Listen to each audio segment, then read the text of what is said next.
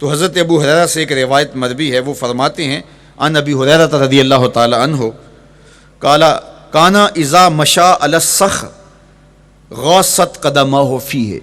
وہ کہتے ہیں کہ جب حضور علیہ السلام کسی چٹان کے اوپر چلتے تو حضور علیہ الصلاۃ والسلام کا وہاں نشان قدم چلتا، حضور کا قدم پڑتا تو وہ اس چٹان کے اندر حضور کا قدم گھس جاتا، وہ موم کی طرح چٹان نرم ہو جاتی۔ اس طرح زمین پر بھی حضور چلتے تو مبارک پاؤں کا جو نشان قدم ہے وہ پورا دکھائی دیتا۔ تو حضرت ابو ہریرہ رضی اللہ تعالیٰ عنہ اس سے یہ سمجھے کہ حضور کے تلوے جو ہیں وہ برابر ہیں۔ تو علماء نے اس پر گفتگو کی ہے۔ ایک تو حضور جب چلتے تھے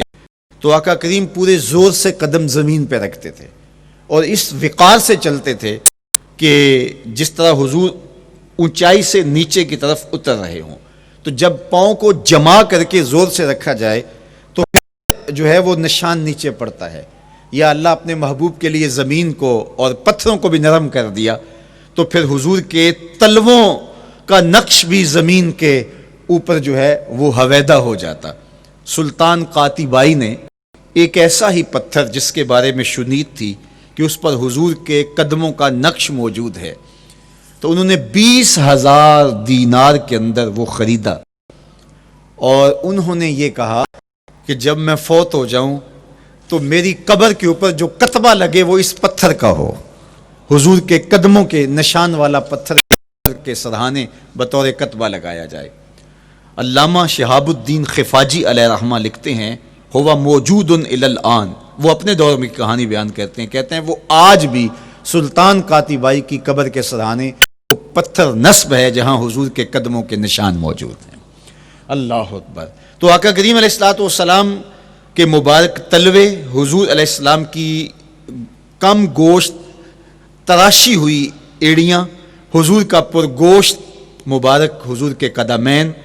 اور مسیح القدمین حضور علیہ السلام کے ملائم نرم گداز پاؤں، ان کا حسن اور ان کا جمال، اور آقا کریم علیہ السلام کے قدموں کی انگلیاں جو قدرے لمبی تھی اور ان میں جو درمیان والی انگلی تھی وہ زیادہ لمبی تھی، اس پر حضرت میمونہ بنت کردم رضی اللہ تعالی عنہا اس انگلی کا حسن بیان کرتی ہیں، کہتی ہیں مجھے شوق ہوا کہ میں حضور کو دیکھوں، تو اپنے والد گرامی کے ساتھ حجۃ الوداع کے موقع پر میں بھی سعادت حج پا رہی تھی، تو حضور کو ملنے کے لیے جب ہم پہنچے تو آقا کریم اونٹنی کے اوپر سوار تھے، ناکہ پر جلوہ فراز تھے، تو میرے میں ہمت نہ ہو سکی کہ حضور کے چہرے کو دیکھ سکوں، ایسا جلوہ، ایسا جمال، اللہ اکبر، اور ایسا روب کہ میں حضور کے چہرہ نور کو دیکھ سکوں۔ اب آقا کریم اونٹنی پہ سوار تھے تو میں حضور کے مبارک پاؤں کو دیکھنے لگی، میں بس حضور کے پاؤں کا جمال اور خوبصورتی دیکھنے لگی، اسی میں کھو گئی۔ اب حضرت میمونہ بنت کردم رضی اللہ تعالی عنہا حضور کے مبارک قدموں کی ایک انگلی کا حسن بیان کرتی ہیں۔ اللہ اکبر۔ حضرت میمونہ بنت کردم سے یہی ایک روایت مروی ہے، ساری زندگی ان کے پاس سرمایہ یہی تھا، کسی مجلس میں جاتی تو وہ کہتی تمہیں بتاؤں حضور کی مبارک انگلی کا حسن کیا تھا، یہ سرمایہ ساتھ لیے لیے پھرتی کہ میں نے حضور کی انگلی کو دیکھا ہے،